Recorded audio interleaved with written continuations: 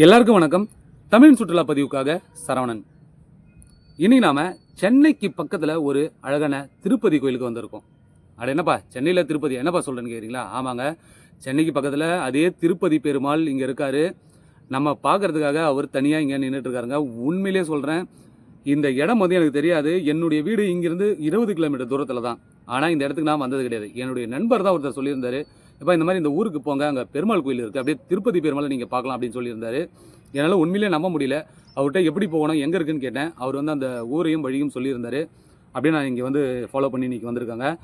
அந்த சிறிய குன்றின் மேலே நான் ஏறி வந்த உடனே பார்த்தீங்கன்னா, அந்த பெருமாளை பார்த்த உடனே எனக்கு ரொம்பவுமே ஆச்சரியமாயிடுச்சு. திருப்பதி பெருமாள் அப்படியே இங்கே தத்ரூபமாக இங்கே அப்படியே இருக்குங்க. ரொம்பவுமே அழகாக இருக்குது.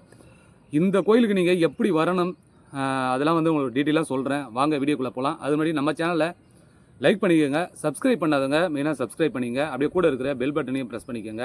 வாங்க வீடியோக்குள்ளே போகலாம். ஒரு பக்கம் பறந்து விரிஞ்ச ஏரி, அப்படியே அதுக்கு ஆப்போசிட்லேயே நிறைய வந்து விவசாய நிலங்கள். இதெல்லாம் பார்க்கும்போது நம்ம வந்து சென்னையில் தான் இருக்கோமா, இல்லை சென்னையிலேருந்து ரொம்ப தூரம் தள்ளி போய் சவுத் சைடில் இருக்கமான்ற டவுட் எல்லாருக்குமே ஏற்படும். ஏன்னா அவ்வளோ ஒரு அழகான இடம் நம்ம சென்னை பக்கத்துலேயே இருக்குன்ற நினைக்கும் போது ரொம்பவுமே ஒரு சந்தோஷமாக இருந்தது. இவ்வளோ நாளாக நம்ம இருக்கோம், இது தெரியாமல் போயிடுச்சுன்னு சொல்லிட்டு கொஞ்சம் வருத்தமாகவும் இருந்ததுங்க. இது வழியாக நாம் கடந்து போகும்போது இங்கே ஒரு அழகான ஒரு அல்லி மலர் குளத்தையும் நாம் பார்த்தோம். அந்த குளமும் பார்க்குறதுக்கு ரொம்ப அழகாக இருந்தது. இந்த குளத்துல இருந்து நாம் பார்க்கும்போதே அங்கே தூரத்தில் தெரிகிற மலை வந்து நமக்கு தெரியும். ஏன்னா அந்த மலைக்கு மேலே தான் நாம் வந்து போக போகிறோம். கிபி 6 அல்லது 7ஆம் நூற்றாண்டை சேர்ந்த ஒரு பழமையான கோயில்.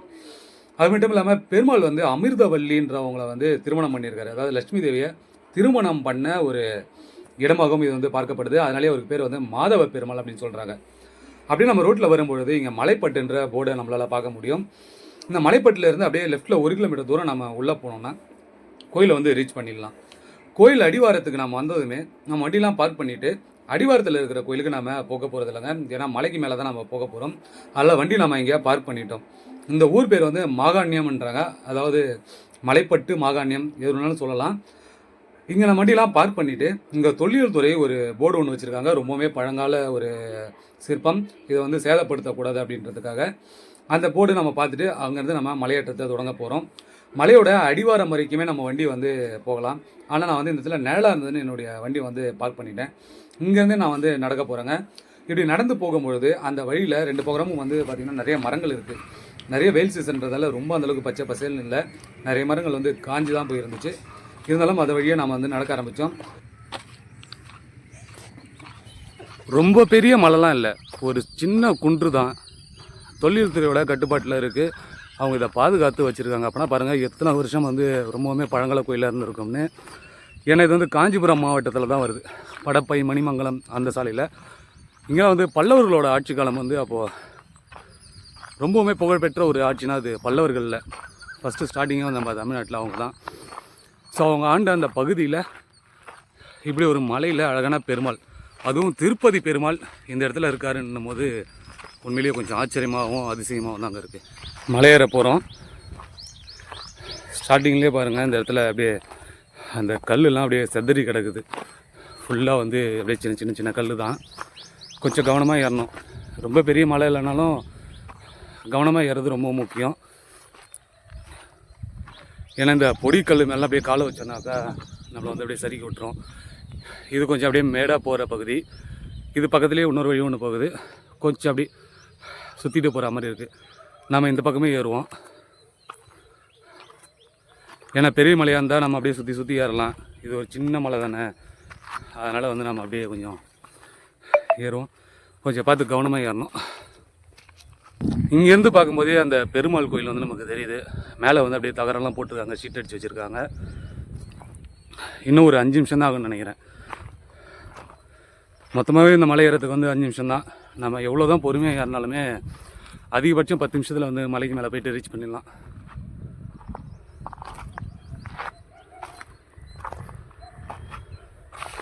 பாதை இந்த பக்கம் போகுது.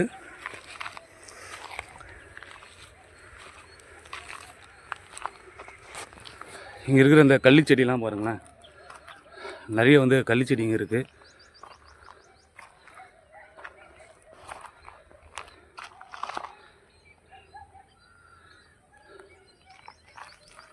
இந்த இடத்துல ரொம்பவுமே பொடி கற்களாக இருக்குது, அதெல்லாம் கவனமாக கால் வைக்கணும். ஏன்னா நம்ம இந்த கல் மேலே இப்படி காலை வைக்கும் போது இப்படி சரிக்கு ஓட்டுறோம், அதில் கொஞ்சம் கவனம் தேவை.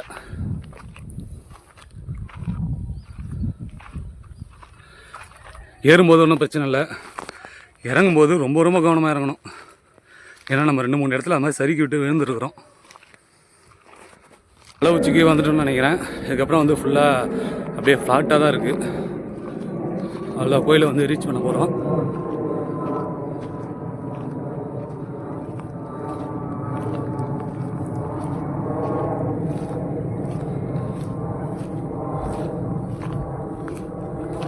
மேலே தெரியுதுங்க கோயில்.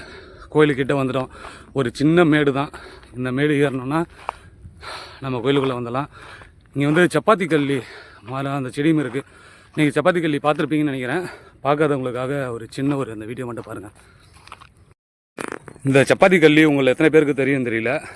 ஆனால் இதில் வந்து மேலே வந்து ஒரு பழம் ஒன்று அப்படியே பழுத்து வருங்க. அந்த பழம் எடுத்து சாப்பிட்டோன்னு வச்சிங்கன்னா அவ்வளோ டேஸ்ட்டாக இருக்கும். முன்னால் நிறைய கிராமங்களில் வந்து இந்த இடம் நிறைய இருந்துச்சு. இப்போ வந்து பெரும்பாலும் அழிஞ்சிடுச்சு. எங்கேயோ ஒரு சில இடத்துல மட்டும் தான் நம்ம இதெல்லாம் வந்து பார்க்க முடியுது. அப்படியே திருப்பதி பெருமாள் தாங்க. திருப்பதி பெருமாள் வந்து நம்ம அவ்வளோ தூரம் போய் கஷ்டப்பட்டு பார்க்குறோம். ஆனால் இங்கே பாருங்கள், அப்படியே திருப்பதி பெருமாள் அச்சஸில் அப்படியே இங்கேயே நிற்கிறாரு. இது தூரத்தில் வந்து பார்க்கும்போது உங்களுக்கு தெரியாது, நான் கிட்ட போய் ஜூம் பண்ணி காட்டுறேன். இதில் இருந்து நம்ம பார்ப்போம். அப்படியே பாருங்கள் அதோட அழகை. வா,